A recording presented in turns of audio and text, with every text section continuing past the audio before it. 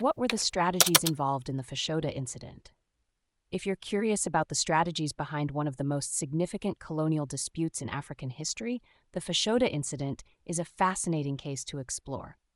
Let's break down the key strategies involved in this tense standoff between France and Britain.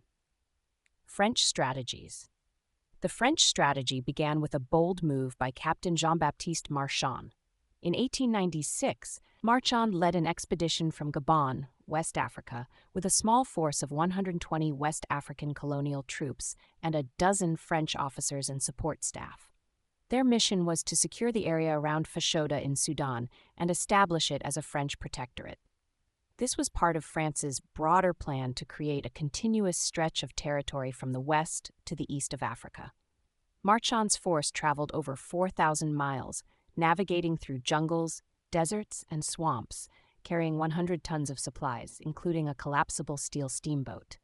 They reached Fashoda on July 10, 1898, and occupied an abandoned Egyptian fort. The French hoped to use Fashoda as a strategic point to control the Upper Nile River basin and exclude British influence from the region. British strategies. Meanwhile, the British were engaged in their own expansionist efforts. Sir Herbert Kitchener, leading the Anglo-Egyptian army, was reconquering Sudan after defeating the Mahdist forces at the Battle of Omdurman. Kitchener's force was much larger and better equipped than Marchand's, with 1,500 soldiers and a strong naval presence on the Nile.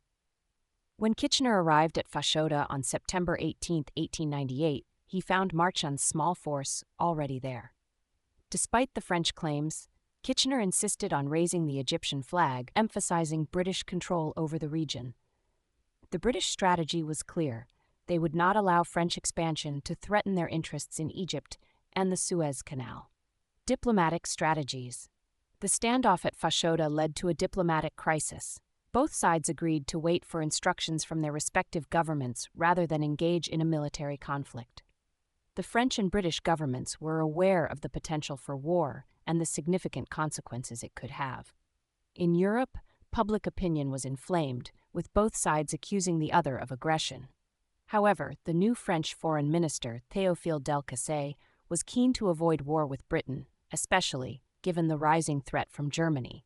He pressed for a peaceful resolution, leading to the French government ordering Marchand to withdraw from Fashoda on November 3, 1898.